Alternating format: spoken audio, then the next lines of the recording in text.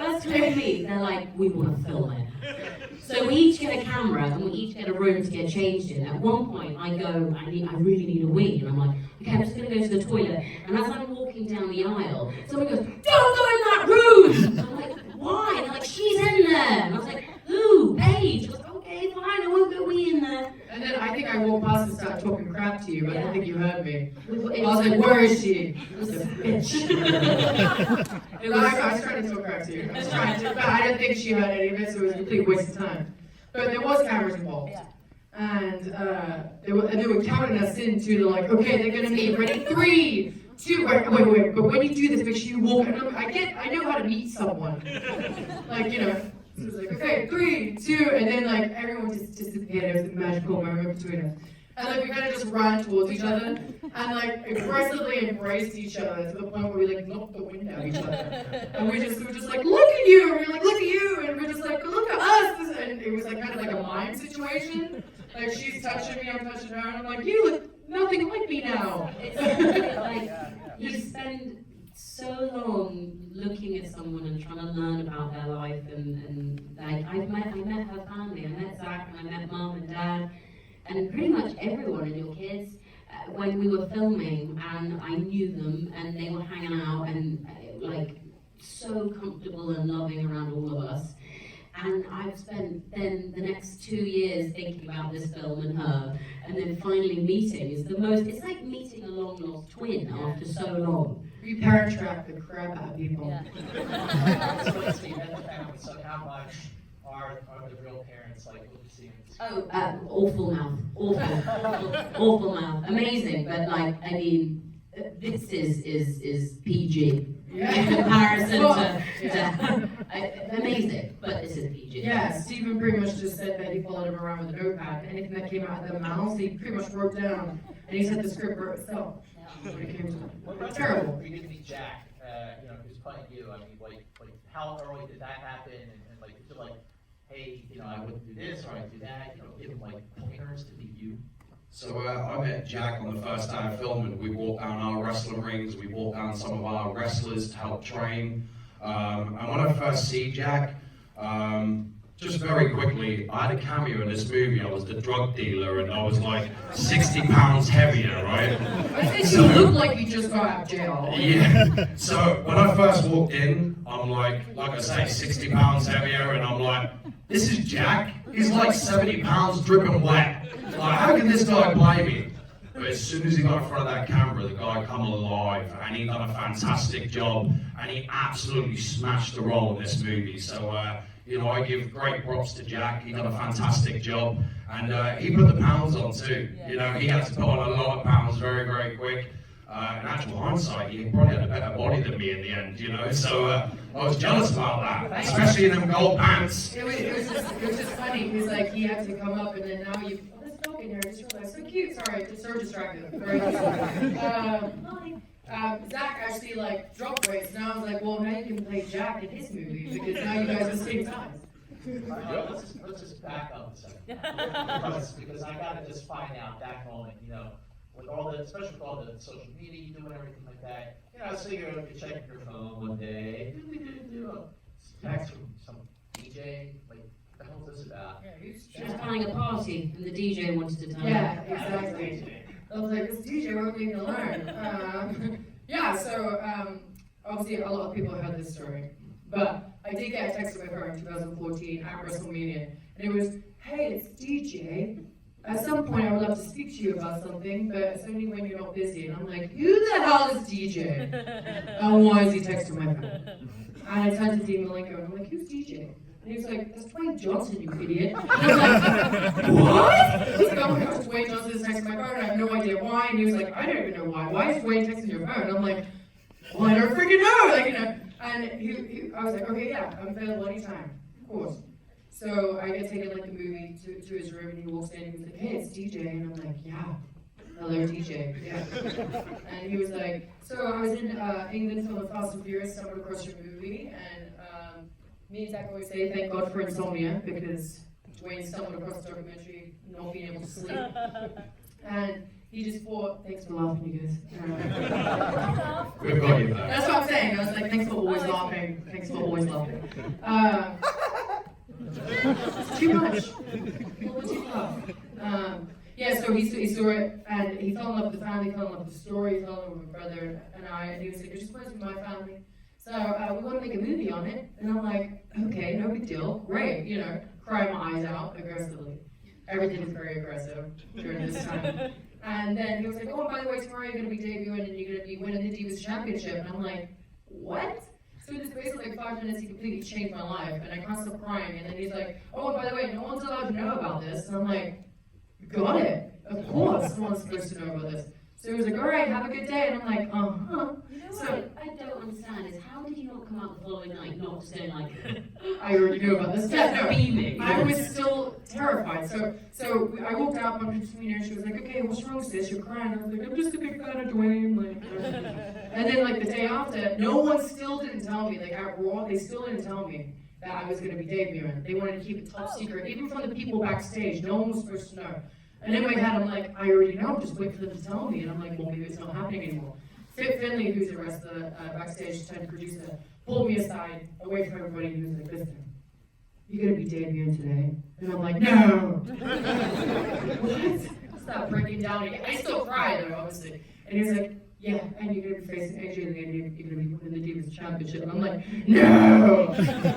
Start crying even more. And then no one's supposed to know again, so then he was like, and by the way, don't tell anyone. I'm like, why do people keep telling me not to tell anyone anymore? So I'm like crying backstage, and everyone's wondering why I'm crying again. I'm like, I don't know, I'm just happy to be here. A moment period. You weren't actually told. Like, you know, if you weren't able to tell anyone after all this time, when you finally were able to tell people, like, who was like the first group that you told? AJ AJ Lee. She didn't know. I'm gonna win. Well, she didn't know until last minute either. She was like, what? I was like, yeah, sorry about that, babe. But I'm about to come here and steal your championship. My bad. Longest reigning Divas champion, and I come in, the rookie, and steal her. But she was wonderful. She was really, truly wonderful. And so afterwards, so in the movie, you see Florence come back with the 3 girls, and there's a camera in her face, and that's exactly what happened. I didn't get a chance to talk to anyone. I just came back, my eyes were, I was crying, they were bloodshot, there was all these girls like hugging me, and there was just like cameras already there, and I was like, I just want to speak to my family, because I told them, I was like, listen, something's gonna happen tonight, I can't tell you what it is, but just make sure you're watching the Raw, right? I mean, they could probably guess what's gonna happen, but they didn't know I was gonna win the Divas Championship. We had to wait up until 1 in the morning because of the time difference. Well, it was 1 in the morning when Raw started, so it was like 1 to 4 a.m. they had to wake up. And they sure did. Yeah, they were very happy, but Dad was like, for F's sake, I just want to go to sleep! I had how much did you give yourself to the training? I mean, I totally loved it. Like, the fact that Stevens, you know, when you're acting, you don't usually you're not allowed to really do anything other than, like, do your lines, because they're so terrified of you hurting yourself. And usually, the bigger the budget, the less you're allowed to do, because they're just terrified. And so when Steven sat me down, he was like, as I said, I really want you to be wrestling as much as possible. Obviously, we're going to have a stunt double there to do some like gnarly moves. And Tessa Blanchard, who is a very amazing, famous wrestler, she completely had my back all the time and educated me and helped me. But it was really cool to hear that they wanted you to get in there and get bruised, essentially, because that's pretty cool. And then straight away we got fitness and we got training, and we were up with CrossFit and like nearly vomiting, and that was disgusting. But yeah, it was a lot of fun. Did you get bruised? Yeah, yeah. And it was so funny. At my first interview after we finished filming it, they were like, so presumably you didn't get hurt at all. And I was like, no, guys, like, you're falling on the floor.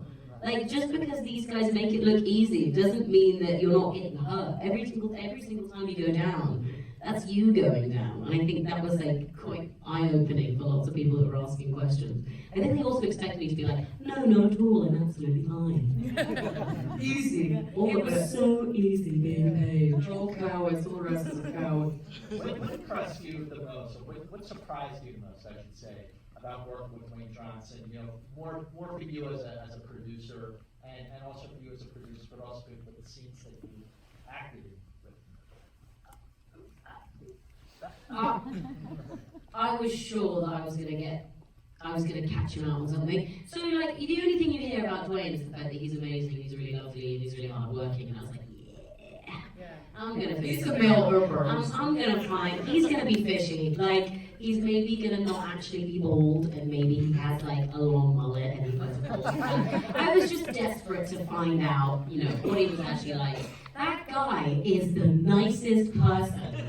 Like, so nice, and he's so huge, he's massive, he eats all the time, he's really smooth, like, I think he must have the nicest moisturizer.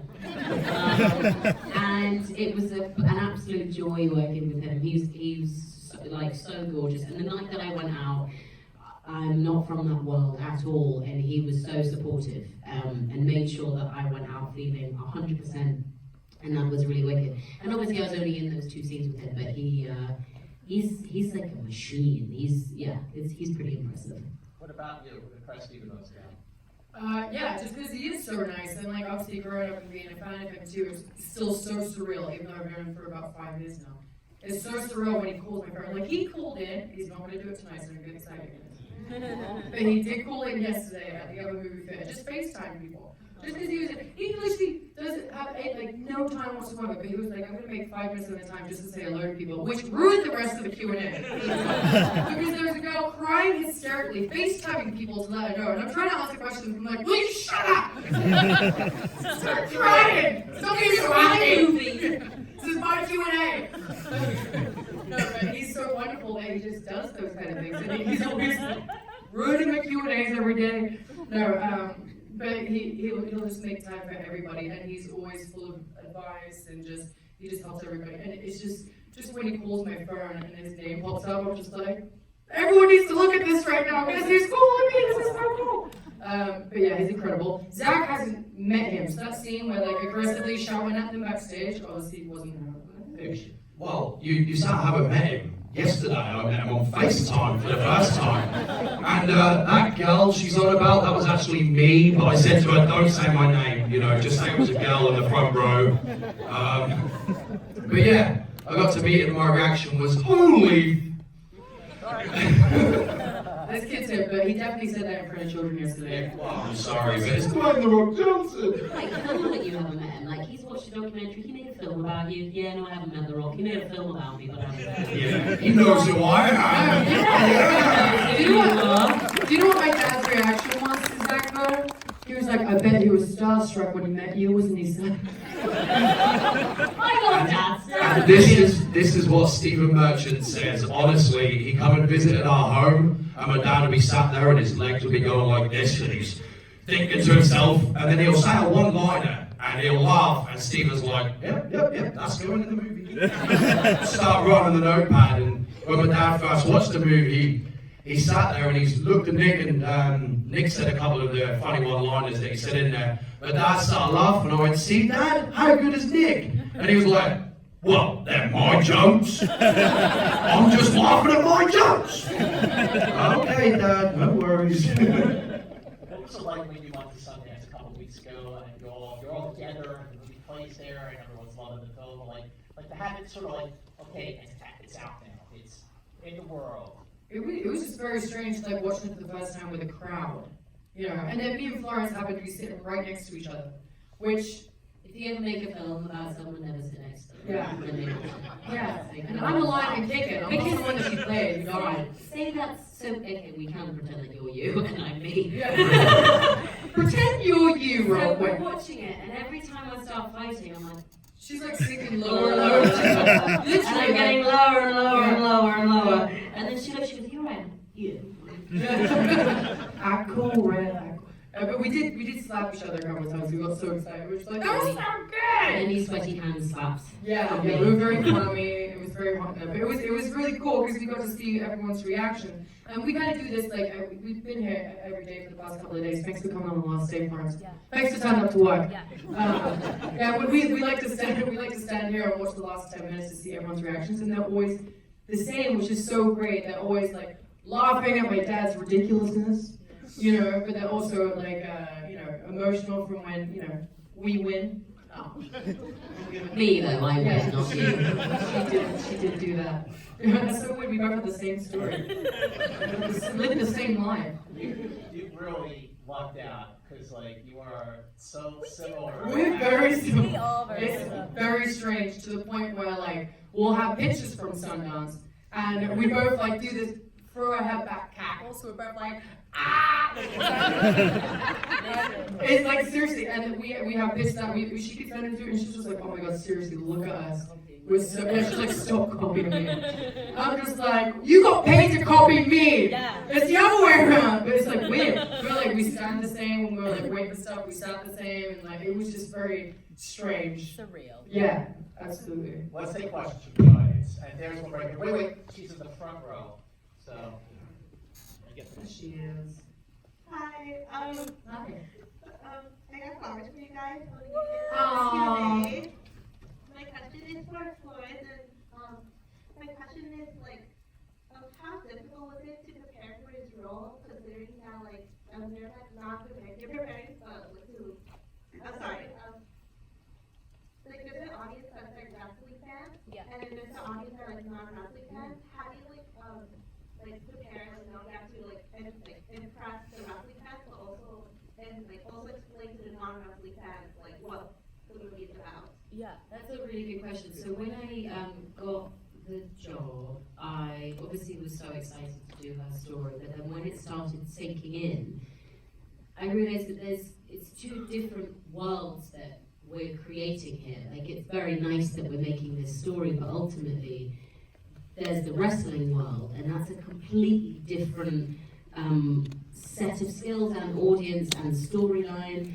And I also then started getting the fear that this is a real woman who's done so much at such a young age, and she means so much to so many people, that I was getting a little bit terrified, because as much as I wanted to do a good job, I also didn't want to not only offend, Paige, but I didn't want to make her fans feel disappointed that it could have been done better, or by a better person, or whether the wrestling could be better. Like, obviously, at the moment you then get a role playing her, you're instantly going, oh my god.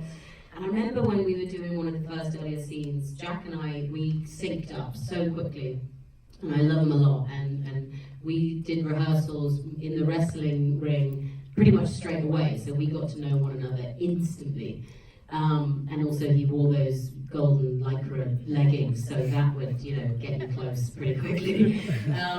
But no, I remember I was saying, I'm really worried about making sure that her story comes across well.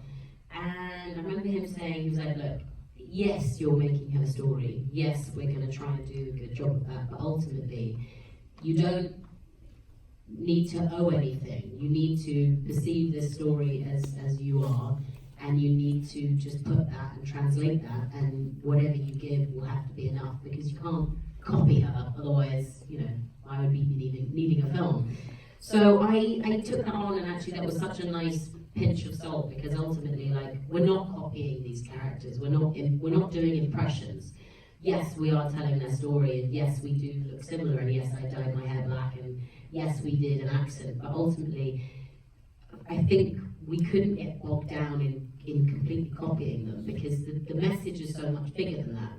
The message is that you can look funny, and you can also be totally proud of yourself and succeed. The message is that, yeah, there may be ups in life, but there are also a lot of downs, and that you need to pay a huge price to get to where you want to be. And then the other message is that, sometimes it doesn't work out the way that you thought it was. And so I think with all of those things entwined, it was like, I just had to get on and do it, and if people were upset with me, then I'd hide behind her because she knows how to wrestle. But no, it is tricky, and I think going forward, I've got to acknowledge that probably a bit sooner if I ever did play a real character again. But it's tricky. You're going to please people, and you're gonna, like you said the other day. What did you say about Peach? People are going to hate you either way. Yeah, if you're a juicy peach or whatever. You could be the ripest, juiciest peach, but not everyone's going to like peaches.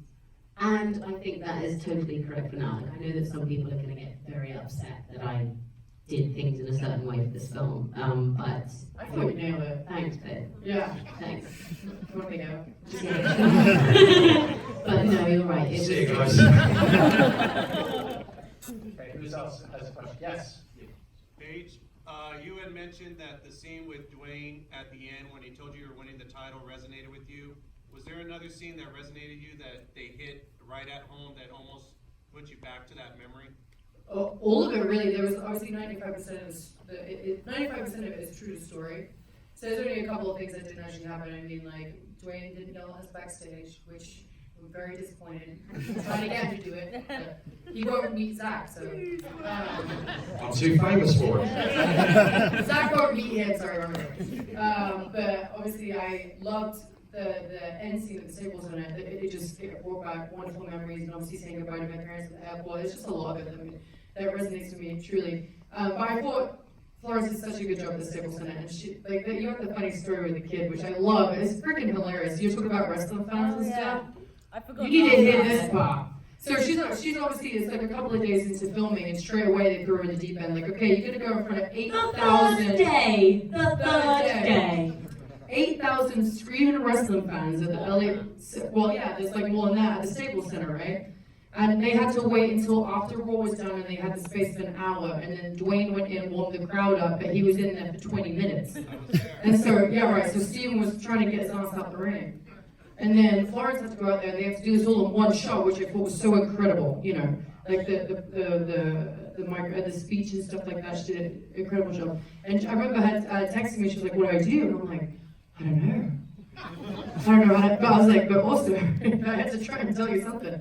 Is to go out there and just be a badass." And I was like, I don't know how else to explain it. So she goes out there. She was a complete badass. Like, oh my gosh, so incredible. And she goes that you can tell this part. So the tricky thing is that people love her, which is fine, I understand that. But of course, she hasn't wrestled in a while. So when I go out and the music plays, there's like a mixed room of like people that are so happy we're making her film, and then so disappointed that it's not her. And I'm like, going out to her music, which is the best music to go out feeling like a badass, by the way, is incredible. But I go out and some people are like, oh, like just looking at me like I've been Jesus reincarnated. And some people are screaming with excitement and then like ends the scream with, I hate you! And I'm like, okay, I'm just doing a scene. And then as I'm finishing my fight, obviously we're not interacting with the crowd because we're trying to do the main scene. And we're doing in the middle of wrestling, I'm like looking up and this kid is just above my head behind the ropes. And he's like, you suck! This kid is 8 years old. And I'm like, can you just let it over now, please? So it was fun. It was fun. Yeah, it just cracks me up every time. So I was like, yeah, wrestling fans can be brutal. They can be, you guys know, because some of you wrestling fans in here. And you guys are very like passionate. I'll say the word passionate. People love what other people are passionate about. I have one more question, and it's yours and you. Yeah. So, Paige, Nice and loud, scream. right, so there's a lot of opportunities for wrestling personalities in the world right now. And after your tenure as SmackDown General Manager, what's next for you? Oh, I don't know, probably go home. I'm just kidding. I don't know. I'm not going to go home. No, I'm still going to always work with WWE. They've been so fantastic to me. So whether it's behind the scenes or in front of the camera, I'm always going to be a part of it. But, you know, I want to start branching off into something new too, you know, and get my toes wet somewhere else, right, Florence?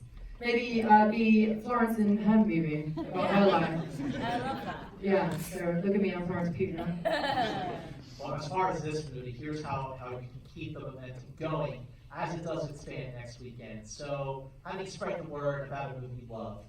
You know, Rotten Tomatoes is great. Monsters. You got 3 British people up here now. Don't be making fun of our accent. Why do that on social media? Easy, fella. Remember, I'm a drug dealer. So you have Instagram now, so he can take you down. Yeah, he's very excited about his Instagram. I have followers. I'm not messing with you, pal. He's a new man. So make sure you spread the word about this movie. You know, go on Facebook, go on Twitter, go on Instagram. You know, do it in the back if you're still using MySpace. That's totally fine. But spread the word about fighting with my family, and thank you so much. Thank you, good.